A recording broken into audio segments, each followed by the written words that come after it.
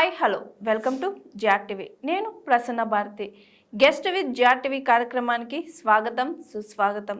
ఈరోజు మన ముందున్న గెస్ట్ సిపిఎం పార్టీ లీడర్, అంతేకాకుండా కుల వివక్ష పోరాటంలో ప్రముఖ పాత్ర పోషించి ఆ తరువాత దళంలో లీడర్గా ఎదిగిన జి రాములు గారు.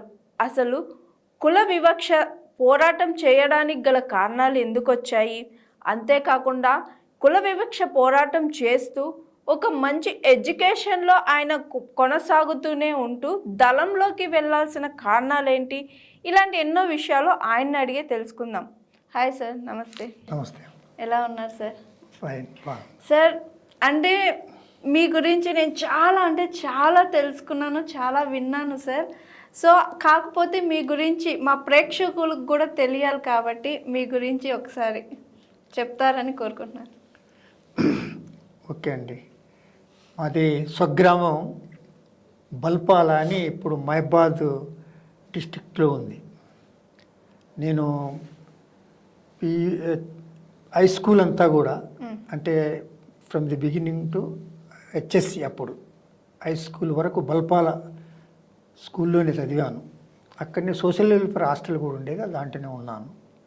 తర్వాత పియూసి తర్వాత డిగ్రీ కోసం వరంగల్ వచ్చాను. వరంగల్ ఆర్ట్స్ అండ్ సైన్స్ కాలేజీలో చదివాను. తర్వాత 72-73లో నా బిఏ అయిపోయింది. ఎంబీఏ కోసం హైదరాబాద్ వచ్చాను. హైదరాబాద్ ఉస్మానియా యూనివర్సిటీలో పొలిటికల్ సైన్స్ 1975 బ్యాచ్ నాది. తర్వాత పొలిటికల్గా నేను మొదటి నుండి కూడా ఈ కుల వివక్షకు వ్యతిరేకంగా రాజకీయాల్లోకి ఎంటర్ కావటం జరిగింది. ఈ కుల వివక్ష, అంటరానితనము, అవమానాలన్నీ కూడా స్వయంగా అనుభవించాం. దాంతో కుల వివక్ష పట్ల ఈ కుల వివక్షకు వ్యతిరేకంగా పోరాటం చేయాలనే ఆలోచన ఆ చిన్న వయసు లోపలనే వచ్చింది. దాని నుంచే స్టడీస్ అయినా ఎక్కడున్నా కూడా ఈ వివక్షలకు వ్యతిరేకంగా, ఈ అసమానతలకు వ్యతిరేకంగా ఫైట్ చేయటం అనేది అలవాటైపోయింది. సార్, ఇక్కడ నాకు మీ మాటల్లోనే అన్నారు కదా కుల వివక్షత, అంటరానితనం అని. అసలు ఈ కుల వివక్షత, అంటరానితనం ఈ ప్రజల్లోకి ఎలా వచ్చింది సార్? అంటే దీనికి ఒక 2.5-3 వేల సంవత్సరాల చరిత్ర ఉందండి. ఒకానొక దశ లోపల సమాజం అంతా కూడా ఏమాత్రం అసమానత లేకుండా అందరు కలిసి జీవించి, అందరు కలిసి సంపదని సృష్టించుకొని ఒకళ్ళ మీద ఒకళ్ళు పెత్తనం చేయకుండా ఉన్న పరిస్థితి నుండి కొంతకాలం అయిన తర్వాత సమాజం లోపల ఉత్పత్తి పెరిగిన తర్వాత కొంత నాలెడ్జ్ ఉన్నవాళ్ళు తమ నాలెడ్జ్ని తమ కోసం కాకుండా వాళ్ళ కుటుంబాలకి, వాళ్ళ ప్రయోజనాల కోసం కొన్ని ఈ కులాలని, మతాల లాంటివి సృష్టించారండి వాళ్ళ ఆధిపత్యం కోసం. అది అటనే కంటిన్యూ అవుతూ వచ్చింది. అయితే కింది కులాలు అంటే ఇప్పుడు మనం కనుక జాగ్రత్తగా పాత పురాణాలు కానీ లేదా భగవద్గీత లాంటి వాటిని చదివినా కూడా చాతుర్వర్ణ వ్యవస్థ అని మనం వింటుంటాం. అంటే బ్రాహ్మణ, క్షత్రియ, వైశ్య, శూద్ర, ఈ 4 వర్ణాలు ఉంటాయి. ఈ పై 3 వర్ణాలకి సేవ చేయటం కోసమే శూద్రులు పుట్టారని, ఇదన్నీ ఆ విధంగా చేసి ఏంటంటే సమాజాన్ని చీల్చి ఆధిపత్య వర్గాలుగా ఉన్నవాళ్ళు ఈ కులాలని తమ ప్రయోజనం కోసం ఉపయోగించి, ఎందుకంటే ఈ ప్రజలందరూ కలిసి ఉంటే వాళ్ళకి కష్టమైంది దోపిడీ చేయటానికి, పెత్తనం చేయటానికి. కాబట్టి వాళ్ళు ఈ కుల వ్యవస్థ అనేది ఏర్పాటు చేసి దాన్ని కాపాడుకుంటూ వచ్చారు.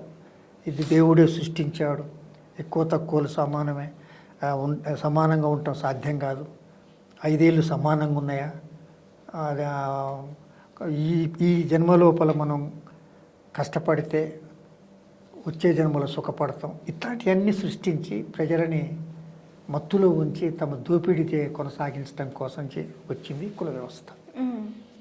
అయితే ఆ కుల వ్యవస్థ ఒక్కడికి ఆగకుండా ఒకళ్ళ మీద ఒకళ్ళు పెత్తనం చేయటం, తమ పెత్తనాన్ని నిలబెట్టుకోవడానికి కొన్ని దుష్ట ఆచారాలను తీసుకురావటం, దాంట్లో భాగంగా ఈ కుల వ్యవస్థ కూడా ఏర్పడ్డది.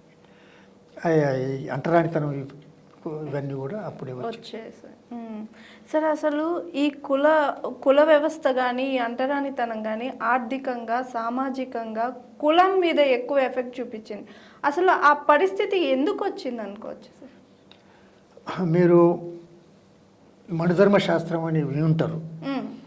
అసలు ఆ మనుధర్మ శాస్త్రంలో ఇవన్నీ చాలా స్పష్టంగా ఏమున్నాయంటే అండి, మనం ఆశ్చర్యపోతాం. ఎప్పుడు చదవరు, తర్వాత వాళ్ళు వీళ్ళు చెప్పంగా విన్నాయే కానీ చాలా స్పష్టంగా ఒక 26 మనం ఇప్పుడు రాజ్యాంగాన్ని కనుక చూస్తే 12 భాగాలని, తర్వాత 444 ఆర్టికల్స్ అని, ఇవన్నీ అనేకం చూస్తుంటాం కదా. ఫండమెంటల్ రైట్స్ అని,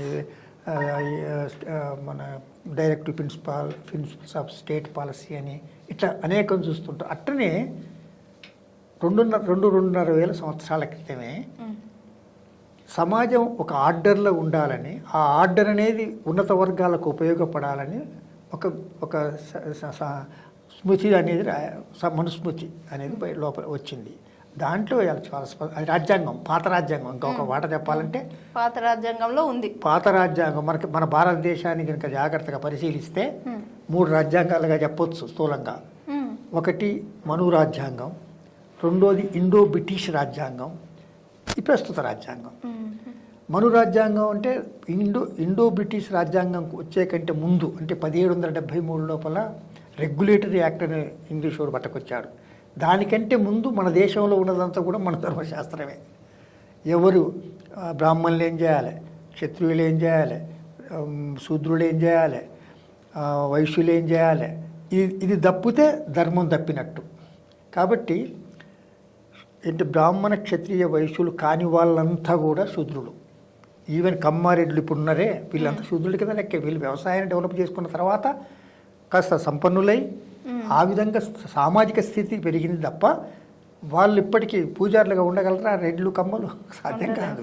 అట్లనే కుల వ్యవస్థలో ఇది బ్రాహ్మణ క్షత్రియ వైశ్యాలకు మాత్రమే అనుకూలమైంది, శూద్ర వర్గాలకు అన్నిటికీ వ్యతిరేకమైంది కుల వ్యవస్థ. అంటే వాళ్ళు చాలా స్పష్టంగా చెప్తారు, శూద్రులు ఆస్తులు కలిగి ఉండకూడదు, ఉంటే వెంటనే జప్తు చేసుకోవాలి. తర్వాత శూద్రుడు చదవకూడదు, చదివితే నాలిక గోయాలి, ముట్టుకుంటే చేయకడు చేయాలి. ఇంత స్పష్టంగా రాసి ఉన్నది. అందుకోసమే గత 150-200 సంవత్సరాల ఈ మధ్యకాలాన్ని చదువు అందరికి వచ్చింది. ఇంగ్లీష్ కూడా వచ్చిన తర్వాత. అంతకుముందు చదవటం పాపం, అన్యాయం, ధర్మానికి వ్యతిరేకం. కాబట్టి ఎవరినన్నా ఏమయ్యా బడికి పోవాలంటే, అయ్యా మాకు అచ్చి రాదు, అది మా కులానికి సరిపోదు, అది మేము పోకూడదు అనేది 70-80 సంవత్సరాల క్రితం కూడా సమాజంలో ఉండేది. తర్వాత ఇంతెందుకండి, మనం గ్రామీణ ప్రాంతాల్లో కానీ ఇక్కడ కానీ ఏమయ్యా నువ్వు కిందెందుకు గూకుంటావు, వచ్చి నువ్వు కూడా మంచం మీద గూకు అన్నం అనుకో. ఎవడన్నా అభ్యుదయవాది ఉండి, దొర మీ ముందు నేను మంచం మీద గూకుంటున్నా దొర అని అంటే అట్లా అలవాటు అయిపోద్ది ఆయనకి. ఎవరన్నా నిజంగానే కూకుంటే ఏరో కళ్ళు నెత్తికి వచ్చినట్టుంది, కూకున్నావు అని డైరెక్ట్. అంటే ఇట్లా సమాజంలో మనము వీళ్ళు అనచటానికి అర్హులు, మేము అనచబట్టానికి అర్హులం, వాళ్ళు దోపిడీ చేయటానికి అర్హులు, మేము దోపిడీ గురికాటానికి అర్హులం. అట్లా ఇట్లా సమాజంలో ఈ 2-2.5 సంవత్సరాల్లో మన మైండ్లలో ఇంకిపోయింది. దాని ఫలితంగా ఈ కుల వ్యవస్థ ఇప్పటికీ అందరి ఏమున్నా లేకున్నా కులం గ్యారెంటీ అండి. ఈ సమాజంలో నీకు ఇల్లు లేకపోవచ్చు, వాహనం లేకపోవచ్చు, లేకపోతే టీవీ లేకపోవచ్చు, ఉద్యోగం లేకపోవచ్చు, ఆ భూమి లేకపోవచ్చు, కానీ కులం మాత్రం గ్యారెంటీ. ఏమున్నా లేకుంటే కులం మాత్రం గ్యారెంటీ. అయితే ఇప్పటికీ కుల వివక్షత, ఎందుకంటే ఇంత హై టెక్నాలజీ వచ్చి ఇంత అప్డేట్ అవుతున్న ఈ జనరేషన్లో కూడా ఈ కుల వివక్షత ఉందా సార్? ఒకవేళ ఉంటే మీరు కూడా ఈ కుల వివక్షతకి గురైనారా? ఒక్కటండి, ఫస్ట్ ఆఫ్ ఆల్ కులం ఇంకా ఉందా అనే ప్రశ్న చూడండి. ఎక్కడ పోలేదండి, ఈ వివక్షత అంతటా ఉంది. ఎట్లా అంటారు, ఎవడి కులంలో వాడే పెళ్ళి ఎందుకు చేసుకుంటానండి? ఈ ఒక్కటి చాలు. నువ్వు నీ కులం తప్ప ఏ కులం పెళ్లి చేసుకోకూడదు అని ఎన్నడో 2000 సంవత్సరాల కానీ ఇప్పుడు లవ్ మ్యారేజెస్ అదర్ క్యాస్ట్ ఎంత వాళ్ళని పర్సెంటేజ్ అది మనం చూడాలి. ఎప్పుడు ఏంటంటే జనరాలిటీ పర్టికులారిటీ రెండు ఉంటాయి. జనరాలిటీ ఏంటని చూసి సమాజాన్ని అసెస్ చేయాలి. జనరాలిటీ ఏంటి? ఎవరి కులంలో వాడు పెళ్లి చేసుకోవటమే జనరాలిటీ. నువ్వు ఇతర కులంలో పెళ్లి చేసుకుంటే అవి డిస్టర్బ్ కావటము, డిస్టర్బ్ చేయటము, చంపటము, చావటము ఇప్పటికీ జరుగుతుంది.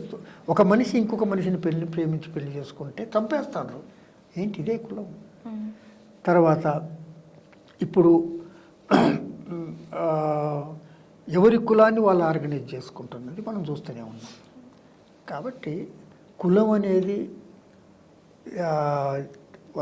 5% పోయిందా, 4% పోయిందా, అది వేరే విషయం. కానీ కులం అనేది విస్తృతంగా ఉంది, అంతటా ఉంది. అది కన్సాలిడేట్ అవుతుంది, కొత్త పద్ధతుల కన్సాలిడేట్ రూపం మార్చుకుంటుంది. కాబట్టి కులం పోలేదు. ఎప్పుడు మేము అందుకోసం అప్పుడప్పుడు అంటుంటాం, మేము మతాంతర వివాహాల వేదిక అనేది పెట్టాము, 96లో పెట్టాము. దాని ఉద్దేశం ఏంటంటే ఒక్క నీ కులం తప్ప ఏ కులమైనా పెళ్లి చేసుకో, ఒక్క నీ కులం తప్ప. ఇప్పుడు మనకు పరీక్ష లోపల ABCD ఉంటాయి, 4 ఏదో ఒక టిక్కు పెట్టమంటాం కదా. నేనేమంటానంటే 2000 3000 కులాలు ఉన్నాయనుకోండి, 3000 టిక్కులు పెట్టడం, ఒక్క నీ తప్ప ఏదైనా పెట్టుకోమంటాను. కాబట్టి ఒక్క నీ కులం తప్ప ఏ కులమైనా వివాహం చేసుకుంటే ఒక 2 జనరేషన్స్ లోపలనే భారతదేశంలో కుల వ్యవస్థ అంతరించిపోద్దండి. అందుకోసమే కుల వ్యవస్థ అనేది భారతదేశం లోపల అన్నిటికంటే ప్రమాదకరంగా అన్నిటిని సమాజాన్నంతా చీల్చేది. ఇవాళ వ్యక్తులిద్దరు ఘర్షణ పడితే కులం లేని సమాజంలో ఆ ఘర్షణ ఇద్దరి మధ్యలోనే ఉంటుంది. కానీ కులం ఉన్న సమాజంలో 2 వ్యక్తుల మధ్యల ఘర్షణ 2 కులాల మధ్యల ఘర్షణగా మారుద్ది. మీరు కావాలంటే చూడండి. ఇది ఈ కులానికి ఉన్న తర్వాత ఈ చీలి ఉండటం అనేది ఎవరికి లాభం? ఆధిపత్యం ఇప్పటిదాకా ఆధిపత్యం చేసే వాళ్ళకి లాభం, చేయబడే వాళ్ళకి, అనచబడే వాళ్ళకి కాదు.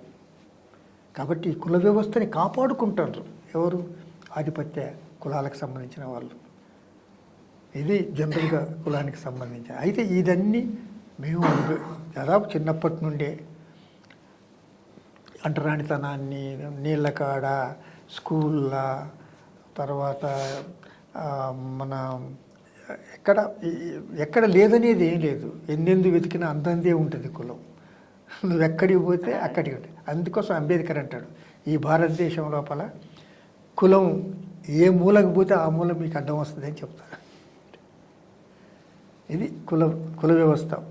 ఇది ప్రపంచంలో ఎక్కడ లేదు. ఒక భారతదేశం లోపల లేదా భారతదేశాన్ని ఆనుకోనున్న నేపాలు, లేకపోతే సిలోను, ఇట్లా కొంత భారత ఉపఖండం లోపల ఉన్నది తప్ప ప్రపంచంలో ఎక్కడ లేదు. హిందూ మతంతో రిలేటెడ్. క్రిస్టియన్ మతంలో కులం ఉండదు, ముస్లిం మతంలో కులం ఉండదు, కానీ ఈ హిందూ మతంలోనే ఉన్నది. అయితే క్రిస్టియన్లలో కూడా మాల క్రిస్టియను, మాది క్రిస్టియను, రెడ్డి క్రిస్టియన్ అట్లా ఉన్నారు కదా. అంటే ఈ హిందూ మత ప్రభావం అది. ప్రపంచంలో ఇతర దేశాల్లో అమెరికాలను, బ్రిటన్లో, ఫ్రాన్స్లో అక్కడ లేవు. ఎందుకు లేవు? అక్కడ ఆ మతం కులాన్ని ఆశ్రయించలేదు. కాబట్టి ఈ ప్రస్తుత పరిస్థితి లోపల కులం ఒక సమాజ పురోగతికి పెద్ద ఆటంకంగా ఉంది. దీనికి వ్యతిరేకంగా పెద్ద ఫైట్, కల్చరల్ రెవల్యూషన్ లాంటిది ఒకటి రావాల్సిన అవసరం ఉంటుంది. ఇప్పుడు మీరు చూడండి, యూరోప్లో 16వ శతాబ్దం ఆ సమయంలో రెనాజెన్స్ అని వచ్చింది. తర్వాత రిఫర్మేషన్స్ అని మతం లోపల సంస్కరణలు వచ్చినాయి, రిఫర్మేషన్స్. దాని తర్వాత ఇండస్ట్రియల్ రెవల్యూషన్స్ వచ్చినాయి. దాని తర్వాత ప్రపంచం, యూరోప్లో ప్రత్యేకించి పెద్ద డెవలప్మెంట్ వచ్చింది, నాగరికంగా డెవలప్ అయింది, ఉత్పత్తి రీత్యా డెవలప్ అయింది. ఇవాళ ప్రపంచం లోపల ప్రధానమైన శక్తులుగా ముందుకు వచ్చినాయి. కానీ మన దేశం లోపల ఈ కుల వ్యవస్థ ఏం చేసిందంటే సమాజాన్ని అంతా చీల్చి అభివృద్ధి కాకుండా చేసింది. కాబట్టి ఈ కుల వ్యవస్థకు వ్యతిరేకంగా ప్రత్యేకంగా పోరాటం చేయాల్సిన అవసరం ఉంటుంది. అంటే ఇప్పుడున్న బీజేపీ గవర్నమెంట్ ఈ కుల వ్యవస్థని ప్రోత్సహిస్తుందని అనుకోవచ్చా సార్? Why not?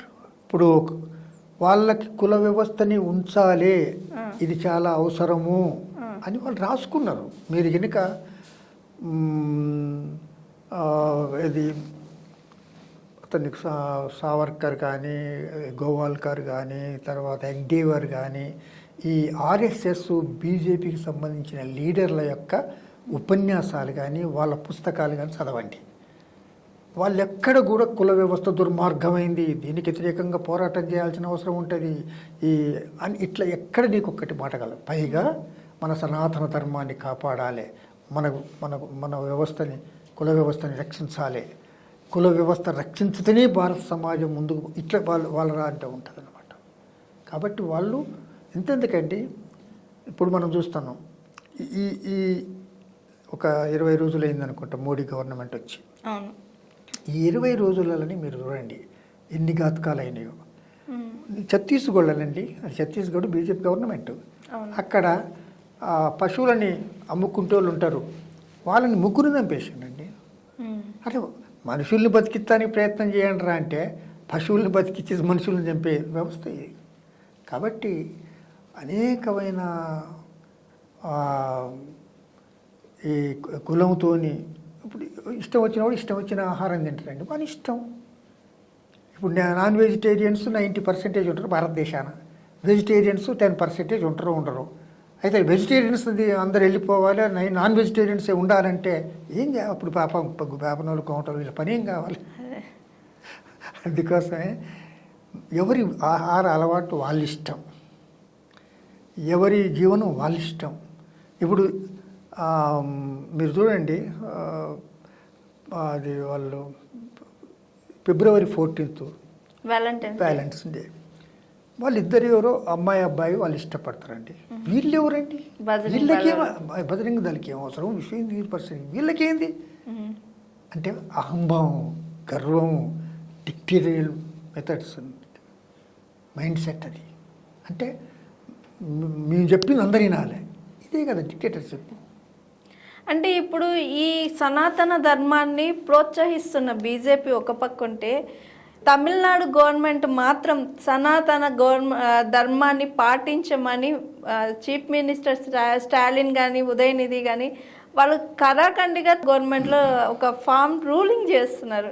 అది కరెక్ట్ అంటారా సార్? అసలు ఎప్పుడైతే సమాజంలో మార్పు జరుగుద్దో, నిరంతరం మారాలండి సమాజం. ఒకనాడు ఉన్న రాజకీయ పరిస్థితులు, సామాజిక పరిస్థితులు ఉంటే అప్పుడు దానికి అనుకూలమైన కొన్ని నియమ నిబంధనలు వస్తాయి. సమాజం మారినప్పుడు సమాజం తమ అవసరాలకు అనుకూలంగా మారాలి.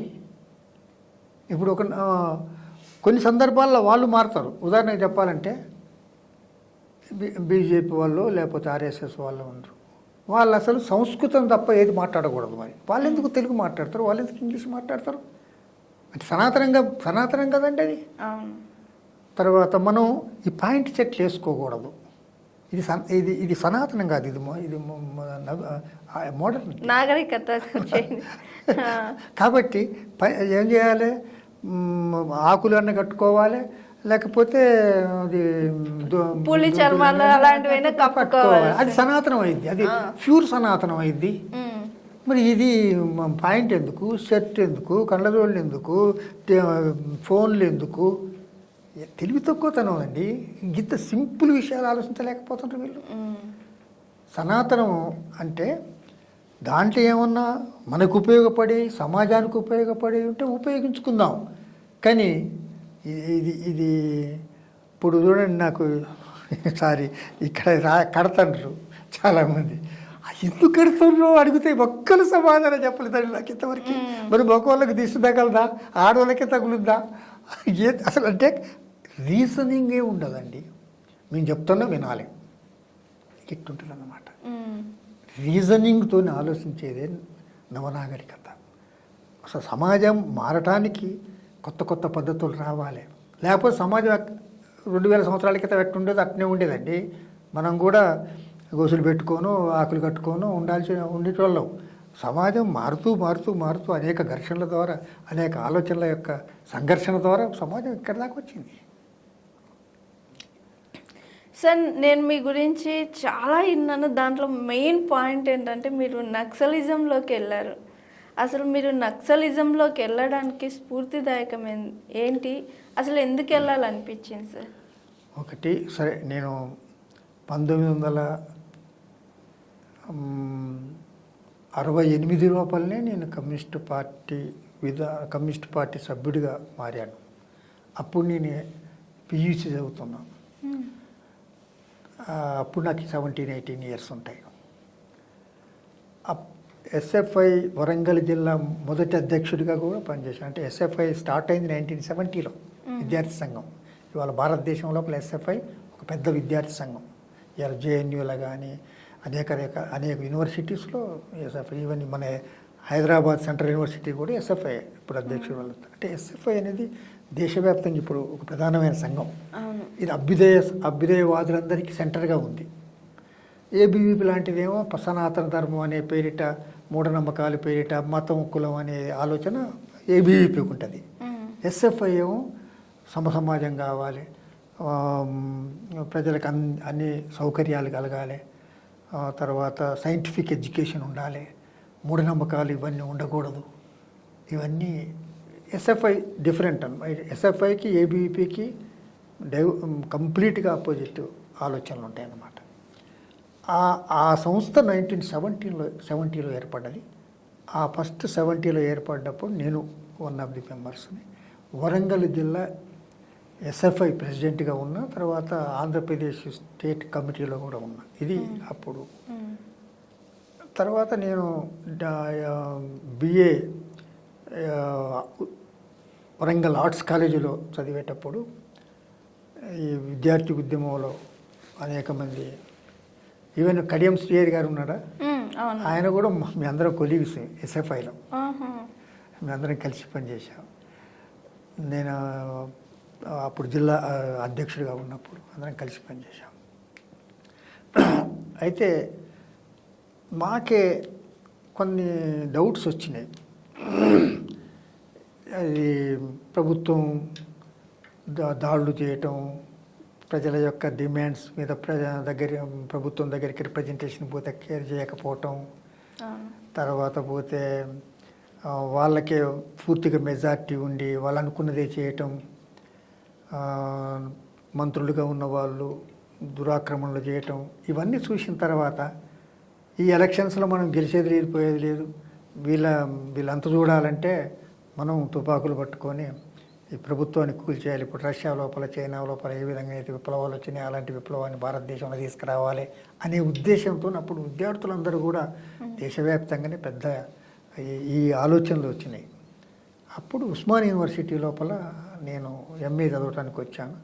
వచ్చిన సందర్భంగా జార్జి రెడ్డి పేరిండరా, తమ్ముడు సిరిల్ రెడ్డి, జంపాల ప్రసాద్ పేరిండరా, జంపాల ప్రసాద్, తర్వాత పోతే రుక్మిణి మీనన్ అని, లలిత అని, వీళ్ళంతా అప్పుడు ప్రగతిశీల మహిళా సంఘం అధ్యక్ష కార్యదర్శులు. వాళ్ళు మా క్లాస్మేట్స్. నేను నక్సలైట్లకి పోవటానికి కారణం ఒకటి సమాజం లోపల ఈ అసమానతలు, తర్వాత మనకంటే వెనక స్వతంత్రం తెచ్చుకున్న దేశాలు చాలా అభివృద్ధి అయినాయి. ప్రజలందరికీ విద్య, వైద్యం అందుతనే అది నిజమైన ప్రజాస్వామ్యం, ఉపాధి. కానీ ఈ ప్రభుత్వాలు వాటికి లీస్ట్ ప్రిఫరెన్స్ ఇస్తున్నాయి. అంటే కారణం ఏంటంటే కొంతమంది సంపన్నులు వాళ్ళే ఎమ్మెల్యేలుగా, ఎంపీలుగా ఎన్నికై వాళ్ళ ప్రయోజనాలు చూసుకుంటారు తప్ప సమాజ ప్రయోజనాలు చూడటం లేదు. మరి వాళ్ళే అధికారాలు ఉంటారు, వాళ్ళే పరిపాలన చేస్తారు, వాళ్ళే ఈ సౌకర్యాలు కల్పించాల్సిన వాళ్ళు వాళ్ళకి సౌకర్యాలు కల్పించుకుంటారు, కానీ సమాజానికి సౌకర్యాలు కల్పించడం లేదు. కాబట్టి ఈ ఎన్నికల లాభం లేదు. మనం ఇతర దేశాల లోపల ఎట్నైతే విప్లవాలు వచ్చినాయో అదేవిధంగా ఇక్కడ విప్లవాన్ని తీసుకురావాలి. విప్లవం తేవాలంటే మనందరం సాయుధం కావాలి, దళాలు ఏర్పాటు చేయాలి, ప్రభుత్వంతో పోరాటం చేయాలి, రాజ్యాధికారాన్ని గుంజుకోవాలి. ఇది నక్సలైట్ల సిద్ధాంతం. జనరల్గా అందరికీ తెలిసిందే ఇది. ఆ సమయాన మేము 20-25 సంవత్సరాల మధ్య ఏజ్లో ఉన్నాం కాబట్టి ఆ స్లోగన్ సహజంగానే ఆకర్షించింది. అటో ఇటో తేల్చుకోవాలని. ప్రజల పరిస్థితి ఏంటి, వాళ్ళ యాస్పిరేషన్స్ ఏంటి, దానికి అనుకూలంగా మనం ఎట్లా పోవాలి, వాళ్ళని ఎట్లా ర్యాలీ చేయాలి అనేది ఆలోచించడానికి ఏముండదు. మనకు వచ్చిన ఆలోచనతోనే మిగతా వాళ్ళందరినీ అట్లా చేయాలనుకుంటాం. కానీ ప్రజల అవసరాల నుండి విప్లవాలు రావాలి తప్ప మన కోపతాపాల నుంచి రాకూడదు. అయితే మాకు ఆ ఏజ్లో మేము అందరం అట్నే పోయాం. ఇంతలో ఎమర్జెన్సీ వచ్చింది. మీరు ఎమర్జెన్సీని గురించి ఇలా మాట్లాడుకుంటారు కదా, నిన్న కూడా ఎమర్జెన్సీ 49 years చర్చ జరిగింది కదా. ఆ ఎమర్జెన్సీ ఆ సమయాన్నే వచ్చింది. మా అందరి మీద వారెంట్లు వచ్చింది. దాదాపు 40-42 మంది మీద ఉస్మాన్ యూనివర్సిటీలో మాతో పనిచేస్తున్న టీం మీద వారెంట్ వచ్చింది. మేమంతా అజ్ఞాతానికి వెళ్ళిపోయాం. కొంతమంది ఫారెస్ట్లకి వెళ్ళిపోయాం. తర్వాత ఆ సమయాన ప్రతిపక్షంగా ఉన్న అందరినీ అరెస్ట్ చేశారు. జయప్రకాష్ నారాయణ ఆయన ఏ పార్టీ కాదు, అయినా ప్రజాస్వామ్యం కావాలి, అవినీతి పరిపాలన ఉండొద్దు, ఇలాంటి విషయాల లోపల బీహార్ లోపల గుజరాత్ లోపల విద్యార్థుల ఉద్యమం వస్తే దాన్ని సపోర్ట్ చేసిండు ఆయన. దాన్ని చేసినందుకు అతన్ని దాన్ని సమర్థించినందుకు, తర్వాత ప్రతిపక్షాలుగా ఉండి అప్పుడున్న పరిపాలనను వ్యతిరేకించినందుకు అప్పుడు ఇందిరాగాంధీ ప్రధానమంత్రిగా ఉండి ఎమర్జెన్సీని పెట్టడం జరిగింది. ఎమర్జెన్సీ అంటే పత్రికలల్లో ఏమీ వార్తలు ఉండవు ప్రభుత్వానికి వ్యతిరేకంగా, ఎడిటోరియల్స్ ఉండవు, ప్రభుత్వాన్ని విమర్శించే ఒక్క వాక్యం ఉండటానికి వీల్లేదు. ఇది ఒకటి. అదేవిధంగా ఎవరైనా ప్రొటెస్ట్ చేసింది అనుకోండి, ఇమ్మీడియట్ చేయలే. మీసా నాసా అని ఉండేదండి, maintenance of internal security act. దీని కింద ఎవరిని ఎప్పుడైనా అరెస్ట్ చేయొచ్చు. వాళ్ళకి బెయిల్ కోసం పోవడానికి వీలేదు, ఏం లేదు. తర్వాత ఎన్నికలు 1976లోనే జరగాలి. 71 అంతకుముందు జరిగినాయి. 5 సంవత్సరాలకి 76లో జరగాలి. కానీ ఎన్నికలు అవసరం లేదని డిక్లేర్ చేశారు. అంటే ఎన్నికల్ని లేవు. అంటే ఎన్నికలు లేవు, వాక్ స్వతంత్రం లేదు, సభా స్వతంత్రం లేదు, మీటింగ్ పెట్టుకునే అవకాశం లేదు. ఎవరన్నా ప్రభుత్వానికి వ్యతిరేకంగా మాట్లాడితే ఏమాత్రం కారణాలు చూపించకుండా చేయలేదు. ఇది ఎమర్జెన్సీ అండి. 2 లక్షల మంది అరెస్ట్ అయ్యారు. దాంట్లో మీరు కూడా ఉన్నారు సార్? మేము మమ్మల్ని పట్టుకోవడానికి వచ్చారు. మేము ఎగ్జామ్స్ రాస్తున్నాం, ఎంబీఏ ఫైనల్ ఇయర్ ఎగ్జామ్స్. ఇది కూడా విన్నా, మీరు మళ్ళీ ఎంబీఏ ఎగ్జామ్స్ కూడా రాయనీయకుండా పోలీసు వాళ్ళు చేశారు. వెంటనే మేము వెళ్ళిపోయాం.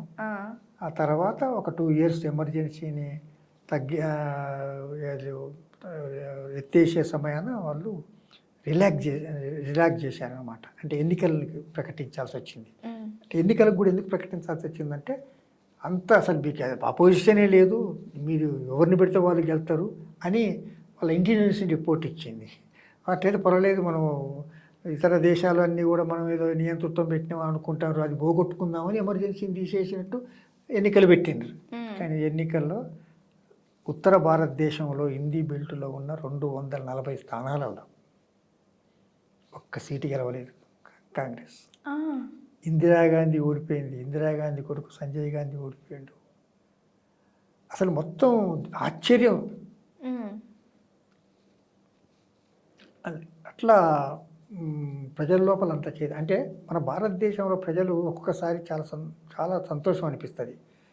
50 సంవత్సరాల క్రితం ఇవాళ ఎడ్యుకేషన్ లిటరసీ దాదాపు 78 దాకా వచ్చింది. ఆ రోజు 30-40 మధ్యలో ఉంటాం మనం. ఆ సమయాన్ని అంత తక్కువ స్థాయి చదువులు జ్ఞానం ఉన్న రోజులలోనే అలాంటి తీర్పు ఇవ్వటం మామూలు విషయం కాదు. ఇప్పుడు మొన్న కూడా చూడండి, మోడీ 400 సీట్లు వస్తాయన్నాడు ఎన్డీఏకి, 370 సీట్లు తన సొంతంగా తన పార్టీకి వస్తాయని చెప్పిండు. కానీ ఏమైందండి, తాను 370కి అంటే 240 వచ్చినాయి, 130 స్థానాలు అంటే ఆయనకి అంత అంచనాలు ఉండనమాట. తర్వాత 400 ఉన్నారు, 290 వచ్చినాయి. అంటే వాళ్ళ యొక్క అంచనాలని తల్లకిందులు చేస్తూ వాళ్ళందరూ మొత్తం మీరు ఎగ్జిట్ పోల్ కూడా చూసి ఉంటారు కదా.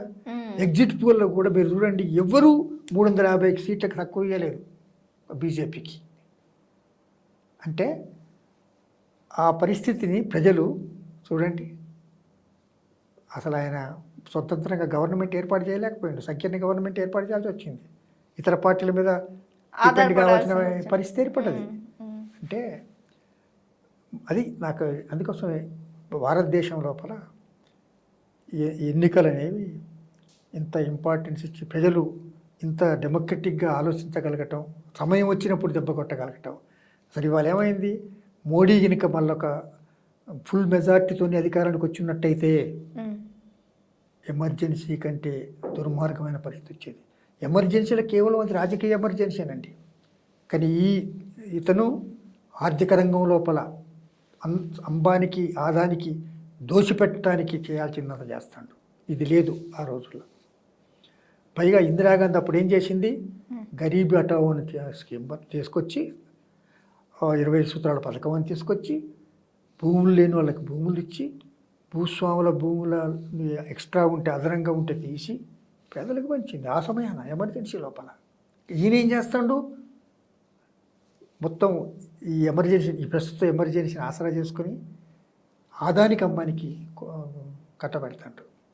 తర్వాత ఈ మూఢనమ్మకాలకు వ్యతిరేకంగా చట్టాన్ని తీసుకొచ్చింది అప్పుడు ఆమె. అభ్యుదయవాదులని ప్రోత్సహించి చేసిన ఘటనలు కూడా ఉన్నాయి. ఒక పక్కన రాజకీయంగా అణచివేత తీసుకొచ్చింది, కానీ అదేవిధంగా దేశంలో సంస్కరణ చేయడానికి ప్రయత్నం చేసింది. కానీ ఇప్పుడు వీళ్ళు ఏం చేస్తున్నారు, రియాక్షనరీ సంస్కరణలు తీసుకొస్తున్నారు. వాళ్ళు ప్రోగ్రెసివ్ సంస్కరణలు తీసుకొచ్చారు. ఎమర్జెన్సీని పెట్టి రాజకీయంగా తన అధికారాన్ని ఆధిపత్యాన్ని కొనసాగించడం కోసం ప్రతిపక్షాలను అనిచింది వాస్తవం. కానీ ప్రజలకు కొన్ని సౌకర్యాలు, కానీ వీళ్ళు ఏం చేస్తున్నారు, ప్రజలకి అన్ని విధాల నష్టం చేస్తున్నారు. ఇప్పుడు మీరు చూడండి, మోడీ ప్రధానమంత్రి అయ్యే రోజు 400-500 సిలిండర్ ఉంటే ఇవాళ 1200 సిలిండర్ అయింది. తర్వాత ధరలు చూడండి, ప్రతిదీ 200-300 అయింది. పెట్రోల్ అయ్యాల 60-70 ఉన్నది, ఇవాళ 110. అంటే ఇది ఎవరికి దోషి పెడతాడు. తర్వాత మూఢనమ్మకాలను పెంచుతుంటారు తప్ప మూఢనమ్మకాలను తగ్గించే ప్రయత్నం లేదు. అసలు సమాజాన్ని ముందుకు తీసుకుపోవాలి తప్ప సమాజాన్ని వెనక్కి తీసుకుపోవాలనే ప్రయత్నం చేస్తున్నది మనం అనేక విషయాలు. ఇంతకుముందు మీరు టీవీలల్లో ఈ పూజలు, ఈ దేవుళ్ళు, గుడులు ఇవన్నీ చూశారంటే ఇట్లా ఇంతకుముందు ఒక 10 సంవత్సరాల క్రితం వెళ్ళండి, అది ఇట్లా లేదు. ఇవాళ అసలు ఏం చేస్తుందో అర్థమే కానీ అసలు మనం వెనక్కి పోతున్నామా ముందుకు పోతున్నామా అర్థం కనిపిస్తుంది. కాబట్టి ఇది చాలామంది చెప్తుండ్రు, రాస్తున్నారు కూడా, అప్రకటిత ఎమర్జెన్సీ అని. దానికంటే ఇది 5 రెట్ల ప్రమాదకరంగా ఉంది అని. ఇందిరాగాంధీ పెట్టిన ఎమర్జెన్సీ దీనికి ఏమాత్రం పోల్చదు. ఆమె కేవలం రాజకీయంగా కొంతమంది తన ప్రత్యర్థుల్ని అంచడానికి కొంత ప్రయత్నం చేసింది తప్ప, తనను వ్యతిరేకించిన వాళ్ళని చేసింది తప్ప, మళ్ళీ 2 సంవత్సరాల లోపలనే ఆ ఎమర్జెన్సీని రిలాక్స్ చేసి అనివార్యంగా అది కలగపోయింది. కానీ ఇప్పుడు ఇంతైన తర్వాత కూడా తాను మళ్ళీ ఏం చెప్తూనే ఉండు. ఇప్పుడు ఇంతెందుకండి, మనం చూద్దాం, కేజ్రీవాల్ ఉందండి. అసలు ఏం కేసులండి, అన్ని ప్రతిపక్షాల మీద కేసులు. వాడు పార్టీకి పోగానే వాషింగ్ మిషన్, వాడు ఎవరు ఆయన పేరు చౌదరి, ఆంధ్రాలో చౌదరి లేడా, చౌదరి రమేష్, సీఎం రమేష్, వీళ్ళంతా కూడా బీజేపీకి వ్యతిరేకంగా టీడీపీ ఉన్న కాలాన వీళ్ళ మీద కేసులు వస్తాయి, వీళ్ళంతా అయిపోతారు. బీజేపీ ప్రచారంగా ఆ కేసులు ఇప్పుడే కనపడవు. తర్వాత ఈవెన్ అస్సాం ముఖ్యమంత్రి, ఆయన మీద కేసేసిండ్రు, ఆయన మీద కోర్టుకు నడిచిండు. ఆయన బీజేపీలో జాయిన్ కాగా ఇప్పుడు సీఎం అవుతాడు. అంటే ఇట్లా చెప్పాలంటే దేశం లోపల ఇవాళ మీరు సోషల్ మీడియాలో నేను ఇవాళ చూసిన ఆదాని మొత్తం ఆస్తిలో మోడీ వాటా ఎంత అని సోషల్ మీడియాలో లెక్కలు చెప్తుంటే ఆశ్చర్యపోతున్నాను నేను. అంటే మోడీకి ఆదాని ఏదో మిత్రుడే కాదు, ఈయనకి దాంట్లో వాటాదారుడు అని చెప్తున్నారు. అంటే ఇవాళ ఉన్న పరిస్థితులు అన్నీ చూస్తున్నప్పుడు చాలా ప్రమాదకరంగా చేస్తాడు. కానీ లక్కీ ఏంటంటే పూర్తి మెజార్టీ ఇవ్వకపోవటం లక్కీ, సంకీర్ణ ప్రభుత్వం ఏర్పడటం లక్కీ. అదేవిధంగా ఈ ప్రతిపక్షాలు ఇండియా కూటమి అనేది ఒకనాడు 130-120 స్థానాలు ఉన్న ఇండియా కూటమి 240 దాకా 235-240 దాకా రావటం. తర్వాత ఇవాళ మీరు జ్ఞాపకం పెట్టుకోండి, రాబోయే ఒకవేళ వస్తే మిడ్ టర్మ్ మధ్యంతర ఎన్నికలు రావచ్చు, వాళ్ళల్లో వాళ్ళకి ఏమైనా గడపడాయి, లేదా టీడీపీకో లేకపోతే బీజేపీ లోపలనే చీలిక కూడా రావచ్చు. ఆర్ఎస్ఎస్ వాళ్ళు ఈ మోడీ మీద జనానికి నమ్మకం పోయింది, ఈ మోడీని ఆసరా చేసుకొని మనం ప్రభుత్వాన్ని నడిపించడం కష్టమైంది, ఈ మోడీ లేకపోతే పర్వాలేదు అనే దశకు వచ్చింది ఇప్పుడు. కాబట్టి మోడీకును ఆర్ఎస్ఎస్ కూడా ఘర్షణ అవుతుంది. ఆర్ఎస్ఎస్ని అనుసరించే వాళ్ళు బీజేపీలో కొంతమంది ఉంటారు, వాళ్ళంతా ఆర్ఎస్ఎస్ వాళ్ళు సిగ్నల్ ఇస్తే బయటకు వచ్చేస్తారు. లేదా మధ్యంతర ఎన్నికలు రావచ్చు. కానీ మధ్యంతర ఎన్నికలు వచ్చినా లేదా 5 సంవత్సరాల తర్వాత మళ్ళీ ఎన్నికలు వచ్చినా ఖచ్చితంగా బీజేపీ ఓడిపోద్ది, మీరు రాసి పెట్టుకోండి. ఇది మంచి పరిణామం. సో ఇవన్నీ చూసి మీరు నక్సలిజంలోకి రావడానికి ఒక స్ఫూర్తిదాయకం అనుకోవచ్చు. ఈ పాలిటిక్సే అంటే ఈ పాలిటిక్సే మనని పరిపాలించాల్సిన వాళ్ళు, దేశాన్ని బాగు చేయాల్సిన వాళ్ళు, వాళ్ళే దొంగలుగా మారుతున్నారు. మరి మంచి యువకులుగా ఉన్న వాళ్ళు మనందరమేమో ఒక సైలెంట్ స్పెక్టేటర్స్గా ఉంటే ఎట్లా? మన బాధ్యత మరి విమర్శించుకుంటూ కూకోవటం కాదు, ఎవరో చేయాలని కోరటం కాదు, మరి మనం ఎందుకు చేయకూడదు అనే ఆలోచన నుండి మేము యూనివర్సిటీలో ఉన్న వాళ్ళందరం కూడా దాదాపు రాష్ట్రమంతా తిరిగే వాళ్ళం, విద్యార్థుల్ని చైతన్యం చేసేవాళ్ళం.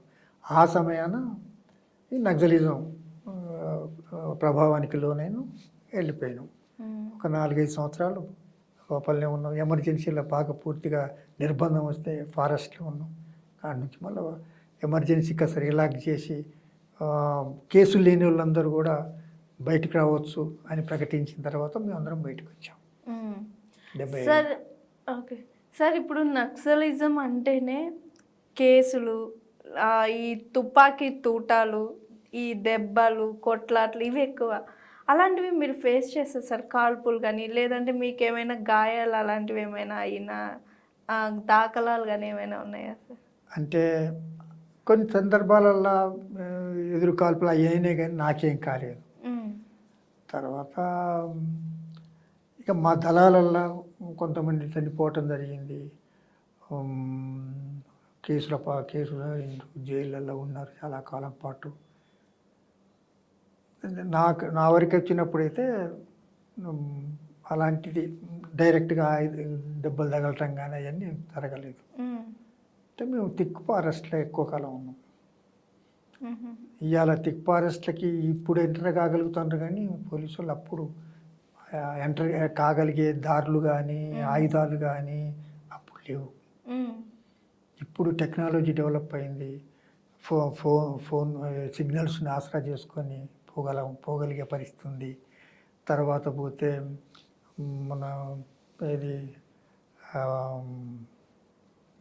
అప్పుడు పర్యావరణం బాగుండేది, ఇప్పుడు అది కూడా లేకుండా చెట్లు నరికేయడం ఇట్లా జరుగుతుంది. ఇవన్నీ అవుతున్నాయి. అందుకోసం అప్పటికి పరిస్థితికి ఇప్పటి పరిస్థితికి చాలా అసలు దోవలు లేవు. అసలు నడిచిపోవాలంటే కూడా కష్టంగా ఉండే రోజు. మీకు కష్టం అనిపించేది. అలాంటప్పుడు పోలీసు వాళ్ళంతా వచ్చే పరిస్థితి. ఇప్పుడు ఏమైంది, ఎక్కడికెక్కడ దారులు తయారైనాయి. తర్వాత ఎక్కడ ఇప్పుడు లొకేషన్, ఇప్పుడు వీడికి రావాలంటే లొకేషన్ పెట్టి హాయిగా వచ్చేస్తే. ఆ రోజు ఈ ఫెసిలిటీ లేదు. పోలీసుకు కొంత ఉంది కానీ నక్సలైట్లకి ఆ మాత్రం కూడా లేకుండేది. కాబట్టి ఇవన్నీ అప్పుడున్న పరిస్థితులు. ఇప్పటికి కూడా ఈ నక్సలైట్స్ అనే వాళ్ళు ఉంటారా సార్? ఎందుకని ఎక్కువగా మోస్ట్లీ అప్పుడు ఉమ్మడి ఆంధ్రప్రదేశ్ ఉండొచ్చు కానీ ఇప్పుడు కూడా ఎక్కువగా ప్రభావితం మాత్రం తెలంగాణలోనే ఎక్కువ ఉంటుంది పీపుల్స్లో నక్సలిజం అయితే అనేది. ఇప్పుడు అది కూడా తగ్గింది, కానీ ప్రధానంగా ఆ రోజులలో ఉండటానికి కూడా కారణం ఏంటంటే ఒక పక్కన సోవియట్ యూనియన్, తూర్పు యూరోప్ దేశాలు ఇవన్నీ కూడా సొసైటీ దేశాలుగా ఉండేది. తర్వాత రెండే కాంగ్రెస్ కమ్యూనిస్ట్ లాగానే ఉండేది వాళ్ళ పరిస్థితి. కాబట్టి కాంగ్రెస్ మీద కోపం వచ్చిన వాళ్ళు, ప్రభుత్వం మీద కోపం వచ్చిన వాళ్ళు విప్లవకారులుగా మారటం అనేది సహజంగా ఉండేది అనమాట. కానీ ఇవాళ ఉన్న పరిస్థితి లోపల అనేక రకాల వాతావరణాలు, అనేక రకాల పార్టీలు, అనేక రకాల విధానాలు ఇవన్నీ వచ్చిన తర్వాత అది దానివల్ల కూడా పెద్ద ఉపయోగం లేదు. నక్సలైట్ ఉద్యమం వల్ల అనవసరంగా చావులే అవుతున్నాయి తప్ప వచ్చే ఫలితాలు ఏముంటం లేదు. ఆ పని ఏదో ప్రజల్లో ఉండి ప్రజల మధ్యలో సేవ చేసి వాళ్ళగా ఆదరాభిమానాలు పొంది ప్రజాప్రతినిధులుగా ఎన్నికై ప్రభుత్వ విధానాలను మార్చుకుంటే ప్రజలకు లాభమే కదా అనే భావన ఇప్పుడు వచ్చిన తర్వాత ఆ నక్సలైట్ ఉద్యమం పట్ల పాతలాంటి మోజు లేదు, ఇప్పుడు లేదు. సార్, ఈ అండర్ గ్రౌండ్ అనే దాని బ్యాక్గ్రౌండ్ స్టోరీ ఏంటి సార్? అసలు అండర్ గ్రౌండ్ అంటే భూమిని అండర్ గ్రౌండ్ అట్లా చేయటం కాదు, కానీ అజ్ఞాతంలో కంటే ఐడెంటిఫై కాకుండా తప్పుకోవటమే అండర్ గ్రౌండ్ కావటం అంటే. ఎన్ని ఇయర్స్ అండర్ గ్రౌండ్ లో ఉన్నారు సార్ మీరు? ఆ అండర్ గ్రౌండ్ లోకి వెళ్ళడానికి ప్రధాన కారణాలు ఏంటి సార్? ఇంతకుముందు నేను చెప్పినట్టుగా మా యూనివర్సిటీ లోపల ఉన్న మేమందరం అప్పుడు నక్సలైట్ ఆలోచనలతో ప్రభావితమై ఈ సమాజాన్ని మార్చాలి, మా ఆయుధాలు పట్టుకోవాలి, దళాలు ఏర్పాటు చేయాలి, ప్రభుత్వంతో పోరాటం చేయాలి, రాజ్యం గుంజుకోవాలి, ఈ ఆలోచనే నక్సలిజానికి పోవడానికి కారణం. ఓకే సార్, మీరు నక్సలిజంలో ఉంటూ నాయకుడిగా దళాల్లో ఉంటూ మీరు సిపిఎంలోకి ఎందుకు వచ్చారు, ఎలా వచ్చారు? అది ఒక పెద్ద కథ. ఎందుకంటే లోపలికి పోయినాం, లోపల చూసాం. బయట ఉన్నప్పుడు మాకేమనిపించిందంటే అక్కడ బ్రహ్మాండంగా ప్రజలందరూ మనతోనే ఉన్నారు, ప్రజలందరూ కూడా విముక్తి అయినరు, అక్కడ ప్రజారాజ్యాలు ఏర్పడ్డాయి, అక్కడ ప్రభుత్వం రాదు, తర్వాత మనమే అక్కడ దళాలు ఏర్పాటు చేస్తున్నాం, ఇట్లా అనేక భ్రమలతో ఉండేటోళ్ళం. కానీ ఎప్పుడైతే మేము లోపలికి పోయినామో అవన్నీ ఒట్టిదే, ప్రజలేమో అట్లా లేరు, మన దళాలు తిరగటమే అవుతుంది, పైగా ప్రజలు లేకుండా విప్లవం ఏడొస్తుంది, తర్వాత మనని బట్టి ఏమని ప్రజల్ని కొడతారు, వాళ్ళు చాలా సందర్భాల్లో మనకి సహకరించకపోవటం, కొన్ని సందర్భాల్లో పట్టేయటం జరగటం, ఇవన్నీ గమనించిన తర్వాత మాకు అర్థమైంది అసలు ప్రజలు రావాలి కానీ విప్లవమైన భావాలు మన లోపల వచ్చే లాభం నాయకులకి. కాబట్టి ప్రజలను చైతన్యం చేయాలి మొదలు, ప్రజలను చైతన్యం చేయకుండా మనం ఏం చేసినా తప్పవుద్ది అనే నిర్ణయానికి వచ్చి తర్వాత మేము యూనివర్సిటీ నుంచి పోయిన దాదాపుగా ఒకళ్ళిద్దరు తప్ప అందరం బయటకు వచ్చాం. అందరూ బయటకు వచ్చి మళ్ళీ తమకు దూషణ పద్ధతి లోపల ఏది వివిధ రంగాల లోపల కొంతమంది సాహిత్యాన్ని అందించడం లోపల, కొంతమంది సంస్థలు పెట్టి ప్రజలకు సేవ చేయటంలో, కొంతమంది వికలాంగుల సంస్థలను పెట్టడం, ఇట్లా సోషల్ వర్క్ చేయటం మీద, కొంతమంది అన్వేషి లాంటి మహిళా సంఘ సంస్థలను పెట్టి చైతన్యం చేయటం. ఇప్పుడు గీతారామస్వామి హైదరాబాద్ బుక్ టెస్ట్, ఆమె సిరిల్ రెడ్డి వాళ్ళ మిస్సెస్ జార్జి రెడ్డి మరదలు, ఇట్లా ఎక్కడోళ్ళం అక్కడ. నేను మాత్రం సిపిఎంకి వచ్చాను. మా బ్యాచ్లో సిపిఎంలోకి వచ్చింది నేను ఒక్కడినే. మిగతా వాళ్ళందరూ కూడా వివిధ వృత్తులలో, ఉద్యోగాలలో, కొంతమంది వ్యాపారాలలో ఇట్లా అయిపోయారు.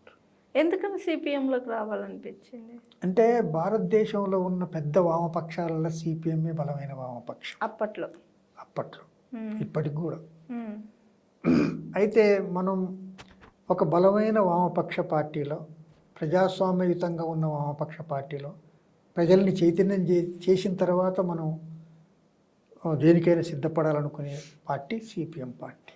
కాబట్టి ఆ సిపిఎంలో ఉండి మనం కృషి చేస్తే ప్రజలకు లాభం అవుద్ది అని నిర్ణయించుకోవటం జరిగింది. అంటే నేను ఎప్పుడు కూడా ఎంఏ చేసినా కూడా ఉద్యోగం అని నా ఉద్దేశం ఎప్పుడు లేకుండే. నాది వచ్చేసి ఆ టైంలోనే నేను ఉద్యోగం చేయొద్దు, ఈ ప్రజాసేవ లోపలనే కమ్యూనిస్ట్ పార్టీ కార్యకర్తగానే ఉండాలని అప్పుడే నిర్ణయించుకున్నా. అందుకోసమే నా లైఫ్ అంతా చదువు కంటే ఈ మూమెంటే ప్రధానంగా ఉంటుంది మొత్తం మీద. అప్పుడు ఈ ఆలోచన వచ్చిన సందర్భంగా బయటకు వచ్చినాక మేము ఒక మహబాద్ ఏరియా లోపల ఒక 40-50 గ్రామాలను ఆర్గనైజ్ చేసాము మేము స్వయంగా. ఆ విలేజెస్ అన్నింటినీ మన కార్యకర్తలందరితో మాట్లాడి ఆ మొత్తం మూమెంట్ అంతా కలిగి సిపిఎంలకు రావాలని నిర్ణయించుకున్నాం. నక్సలైట్ మూమెంట్ అంతా కూడా సిపిఎంలకు రావాలని నిర్ణయించుకున్నాం 1977లో. అప్పుడు సుందరయ్య గారు, పుచ్చలపల్లి సుందరయ్య గారు, విన్నారు కదా మీరు పేరు? సుందరయ్య గారు అప్పుడు విజయవాడలోనే ఉండేవాడు. మమ్మల్ని పిలిపించుకొని మాట్లాడాడు. తర్వాత ఓంకార్ గారు అప్పుడు పార్టీ వరంగల్ జిల్లా పార్టీ నాయకులుగా ఉండేవారు. వారి ఆధ్వర్యం లోపల సుందరయ్య గారితో చర్చించిన తర్వాత మొత్తం సిపిఎంలకి జాయిన్ కావటం జరిగింది. ఆ విధంగా మేము సిపిఎంలోకి వచ్చాము. సిపిఎంకి వచ్చి కూడా నియర్లీ 50 yearsగా వస్తుంది. 50 years స్టిల్ సిపిఎంలో ఉన్నారు. సిపిఎంలో ఉన్న పార్టీ సెంట్రల్ కంట్రోల్ కమిషన్ అని ఉంటుంది. నేషనల్గా 5గురితో ఉంటుంది ఆ committee. I'm one of the members ఆ కమిటీస్లో. తర్వాత స్టేట్ సెక్రటేరియట్ అని ఉంటుంది. అంటే స్టేట్లో అంటే మీకు పోలిట్ బ్యూరో అని ఇంటర్ చూడండి. నేషనల్కి పోలిట్ బ్యూరో ఎట్టనో స్టేట్కి పోలిట్ బ్యూరో అలాంటిది అన్నమాట. నేను ఇక్కడ one of the polit bureau secretariat మెంబర్గా ఉండి అయితే 70 years తర్వాత యాక్టివ్ పాలిటిక్స్లో ఉన్నాం. అందుకోసమే నేను సుందరయ్య విజ్ఞాన కేంద్రం నిర్వహణకి ట్రెజరర్ నేను సుందరయ్య విజ్ఞాన కేంద్రానికి. తర్వాత ఈ తెలంగాణ ప్రజా సాంస్కృతిక కేంద్రం అని పేరున్నారా? దాని కన్వీనర్గా, అది ఏర్పడ్డ కాడి నుంచి నేనే కన్వీనర్ని. ఆ బాధ్యతలు చూస్తున్నా. ప్రధానంగా మేము ఐడియాలజికల్ భావజాల రంగం లోపల చైతన్యం చేయడం అనేది మా కర్తవ్యం. మేము ఏం చేస్తుంటాం అంటే డిబేట్స్ నిర్వహిస్తుంటాం, చర్చా వేదికలు పెడుతుంటాం, కవితా గోష్ఠులు పెడుతుంటాం. చిన్న పిల్లలతోని వాళ్ళ యాక్టివిటీస్ని పెంచేలాగా వాళ్ళకి ఉపన్యాసాల పోటీ, వ్యాసరచన పోటీ లాంటివి పెట్టిస్తుంటాం. తర్వాత అభ్యుదయ సినిమాలు ప్రదర్శిస్తుంటాం. మేము బతుకమ్మ అనేది ఉన్నది కదండి. బతుకమ్మ ఎందుకు ఆడతారో, దాని పర్పస్ ఏంటో, దాని లక్ష్యం ఏంటో తెలియకుండానే జరిగింది. మేము తెలంగాణ ప్రజా సాంస్కృతిక కేంద్రం ద్వారా బతుకమ్మ అంటే ఆడపిల్లని బతకనిద్దాం, ఆడపిల్లని పుట్టనిద్దాం, ఆడపిల్లని బతకనిద్దాం, ఆడపిల్లని చదవనిద్దాం, ఆడపిల్లని ఎదగనిద్దాం. ఈ స్లోగన్స్ని ఫ్రేమ్ చేసింది మేమే. మా తర్వాతనే ప్రభుత్వం కూడా ఆ స్లోగన్స్నే ఇప్పుడు ఉపయోగించుకుంటుంది. అంటే మేము ఆల్టర్నేటివ్ కల్చర్ని క్రియేట్ చేయడం అనేది దానికోసమే తెలంగాణ ప్రజా సాంస్కృతిక కేంద్రాన్ని మేము ఏర్పాటు చేసింది. ఈ విధంగా అది తర్వాత సావిత్రిబాయి పూలే, మీరందరూ విని, జ్యోతిరావు పూలే వారి శ్రీమతి. అసలు ఫస్ట్ భారతదేశం లోపల మహిళలకి చదువు ఉండాలి అని మహిళలందరినీ కూడగట్టి చదివి చెప్పింది ఫస్ట్ సావిత్రిబాయి పూలే. కానీ ఇప్పుడు సరస్వతి అంటారు, కానీ సరస్వతి ఎవరికి చదువు చెప్పినట్టు మనకి రికార్డు లేదు. అయితే ఆమెను ఎందుకు అంటారో ఎవరికి తెలియదు. కానీ అసలు చదువు చెప్పింది మహిళలకి ప్రత్యేకమైన స్కూల్స్ పెట్టింది. అసలు ఆడోళ్ళు ఏంది చదువుకోవటం ఏంటి, ఆడవాళ్ళకి చదువు చెప్పటం ఏంటి, ఇది మన ధర్మానికి భిన్నమని ఆమె మీద దాడి చేసిండ్రు. అంటే అదే ఇది సనాతనం, ఈ సనాతనం ఉండాలంట. అందుకోసమే ఇలాంటి ఆమె జన్మదినాన్ని జనవరి 3వ తారీఖు ఆమె జన్మదినాన్ని ఉపాధ్యాయుల దినంగా మార్చాలి అని మేము ఫైట్ చేసాం. అన్ని మండలాలు, రాష్ట్రంలో ఉన్న అన్ని మండలాల లోపల ఒకే రోజు సదస్సులు పెట్టి ఎక్కడికి అంటే ఇది ఎప్పటికీ రెగ్యులర్ చేస్తున్నాం. అంటే ఇట్లా కొత్త కల్చర్ని క్రియేట్ చేయటం, అంటే బూజుపట్టిన కల్చర్ని, సనాతన కల్చర్ని మట్టుపెడదాం, సుసంస్కృతిని కాపాడుకుందాం, కొత్త సంస్కృతిని సృష్టిద్దాం. ఇది మా స్లోగన్. ఈ లక్ష్యంతో మేము తెలంగాణ ప్రజా సాంస్కృతిక కేంద్రాన్ని ఏర్పాటు చేసి నిరంతరం కార్యక్రమాలు నిర్వహిస్తుంటాం. సుందరయ్య విజ్ఞాన కేంద్రం లోపల తెలంగాణ ప్రజా సాంస్కృతిక కేంద్రం అనే బోర్డు మీకు కనపడుద్ది. అక్కడ పూలే, అంబేద్కర్, తర్వాత సో మన సావిత్రిబాయి, కొమరం భీం, ఆ తర్వాత జ్యోతిరావు పూలే, అంబేద్కర్, ఈ బొమ్మలు కనపడుతుంటాయి మీకు. అవును సార్, నేను ఆ చూసాను. కింద మా సెల్లారు ఉంటుంది, ఆ సెల్లార్లోనే ఉంటాను నేను. దాని కన్వీనర్ నేనే. ఆహా, సుందరయ్య భవన్ కన్వీనర్ మీరేనా? నేనే. నేను 3 times వచ్చాను సార్ అక్కడ ప్రోగ్రామ్కి. తర్వాత అక్కడ ఆ సుందరయ్య విజ్ఞాన కేంద్రం ట్రస్ట్ కూడా నేను ట్రెజరర్ని. Treasurer, okay. అక్కడ ఇప్పుడు ప్రస్తుతం ఈ మధ్య కాలాన వరంగల్లో నేను 18 సంవత్సరాలుగా పార్టీ కార్యదర్శిగా పనిచేశాను వరంగల్ సిటీకి. అప్పుడు మా ఆధ్వర్యం లోపల దాదాపు ఒక 15 సెంటర్స్ లోపల 22,000 మందికి మేము ఇల్లు ఇచ్చాం. అనేక స్ట్రగుల్స్ అయినాయి, అలాగా కేసులు అయినాయి. తర్వాత ఎన్ని నిలబడ్డాయి. వాళ్ళు ఆ పోరాటం చేసేటప్పుడు ఒక 7-8 మందిని చంపేశారు. ఇది రియల్ ఎస్టేట్ వ్యాపారులు. ఎందుకంటే వాళ్ళు ఆ భూములని రెవెన్యూ అధికారులతోని కుమ్మక్కై స్వాధీనం చేసుకుంటే ఆ భూములన్నీ బయటికి తీసాము. మేము పేదలకి ఇండ్లు వేయించాం. ఇప్పుడు ఎవరెవరైతే ఎక్కడెక్కడ పోరాటం చేసినరో ఆ ఏరియాకి వాళ్ళ పేర్లే పెట్టాం. చంపేయబడ్డారు. సమ్మయ్య నగర్ అని ఉంటుంది, యూనివర్సిటీ, కాకతీయ యూనివర్సిటీ మూల మీద సమ్మయ్య ఆ పోరాటంలో చంపేసిండ్రు. సమ్మయ్య నగర్ దాని పేరు. ఇంకొకడ మైసయ్య అని ఈ ప్రదర్శన చేస్తుంటే పోలీసులు కొడితే చచ్చిపోయాడు. మైసయ్య నగర్ అని పెట్టాం. రామ సురేందర్ అని సిపిఎం నాయకుడు ఉండే, అక్కడ ఏసిరెడ్డి నగర్ అనే ప్రాంతం లోపల పనిచేస్తుంటే ఆయనని కార్పొరేటర్ కూడా గెలిచారు. ఆ పేదలందరూ గెలిచి కార్పొరేటర్ కూడా గెలిపించారు. అతన్ని చంపేశారు. సురేందర్ నగర్ అని పెట్టాం. తర్వాత ఏసిరెడ్డి అని ఒక ఎమ్మెల్యే, జనగామ ఎమ్మెల్యే ఉండే, ఆయన బాగా ఈ ఉద్యమాలకు సహకరించేవాడు. ఆయన పేరిట ఇట్లా మేము సుందరయ్య పేరిట 2 ఉన్నాయి నగరాలు. ఇట్లా వరంగల్ నగరంలో దాదాపు 15 సెంటర్స్ లోపల 22,000 మంది ఇండ్లు నేను సెక్రటరీగా ఉన్నప్పుడే వేయటం అనేది జరిగింది. వాటికి పట్టాలు వచ్చినాయి. తర్వాత మా సిపిఎం నాయకత్వాన ఇది ఐగ్రవచారి, మీరు పేరుండరా? ఐగ్రవచారిని మాజీ మంత్రి. ఆయన వరంగల్లో ఏకైక మంత్రి ఆయనే ఉండేటోడు. మొత్తం వరంగల్ జిల్లానే కంట్రోల్ చేసేవాడు. ఆయన వరంగల్ కొత్త బస్టాండ్ పక్కనే ఒక 22 ఎకరాల భూమిని దురాక్రమణ చేసిండు ఆయన మున్సిపల్ చైర్మన్గా ఉన్నప్పుడు.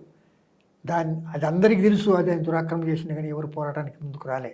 ఆ సమయాన్ని మేము ఇనిషియేట్ చేసి దాని మీద ఆ భూమిని స్వాధీనం చేసుకోవాలని ఆందోళన చేసి చివరికి నేనే పిటిషనర్గా ఆ భూమి మీద కేసు వేశాను. అది 25 సంవత్సరాలు నడిచింది. 1990 నాటికే స్పెషల్ కోర్టు వేశారు. దాంట్లో అది దురాక్రమణ భూమి అని, ఆయన దురాక్రమణ చేసిందని తీర్పు వచ్చింది. దాన్ని ఛాలెంజ్ చేస్తూ మళ్ళీ హైకోర్టు ఫుల్ బెంచ్కి వచ్చాడు. అది 15 సంవత్సరాలు నడిచింది. 2004 అక్టోబరులో అది అది పూర్తిగా దురాక్రమణ భూమి, ఆయన దురాక్రమణ చేసిందని ఫైనల్ తీర్పు వచ్చింది. ఇప్పుడు అది ప్రభుత్వ హ్యాండ్ ఓవర్ అయింది. అంటే ప్రభుత్వ భూమి అని మేము ప్రైవేట్ పర్సన్స్ ఫైట్ చేయటం, ప్రభుత్వ అధికారులు, రెవెన్యూ అధికారులు, మున్సిపల్ అధికారులు అందరూ కూడా అది దురాక్రమణదారుని భూమి అని వాళ్ళపై కోర్టుకు వచ్చి చెప్పటం, అదొక పెద్ద చర్చ అయింది. ఇట్లా అట్లాంటివి మేము చేసాము. కానీ అనేక యూనియన్స్ని ఏర్పాటు చేయటం, ఇవన్నీ అక్కడ మేము వరంగల్లో చేసినాక. అంటే నక్సలైట్గా ఉండి ఈ పని చేయలేను నేను. నక్సలైట్ల నుంచి బయటకు వచ్చిన కాబట్టే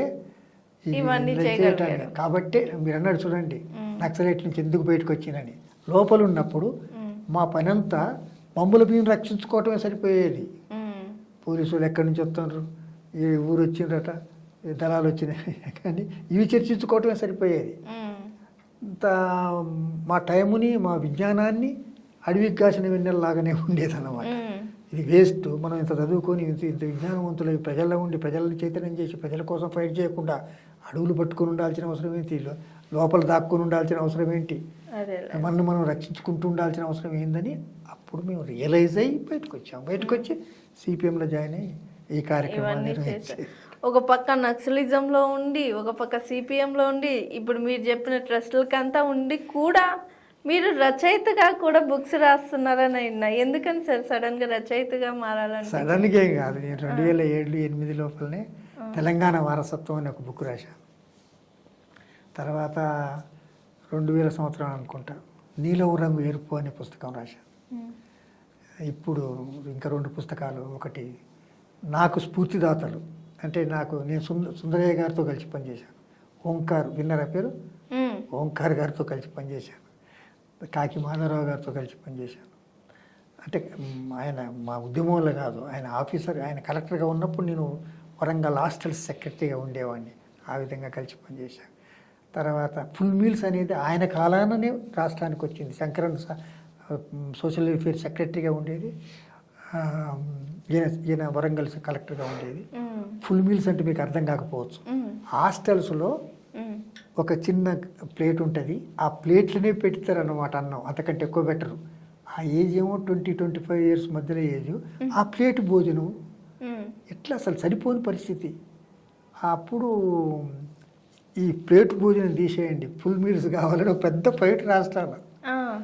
ఆ ఫైట్లో మాధవరావు గారు కలెక్టర్గా ఉండి ఆయన సహకారం చేసి, శంకరన్ అప్పుడు సోషల్ వెల్ఫేర్ సెక్రటరీ ఉంటే ఆయన కలిసి మొత్తం రాష్ట్రానికి ఫుల్ మీల్స్ ఇచ్చారు. ఇట్లాంటి పోరాటాలు అప్పుడు నేను హాస్టల్ సెక్రటరీని, ఏది వరంగల్. అంటే ఇట్లా అనేక రకాల ఆయన నా పుస్తకాలలో ఇవన్నీ వస్తాయి. ఓకే సార్, చాలా థ్యాంక్ యూ సార్. చాలా విషయాలు మీరు మాకు మా ప్రేక్షకులకు తెలిసేలా చేసిన దానికి చాలా థ్యాంక్స్. Okay, thank you.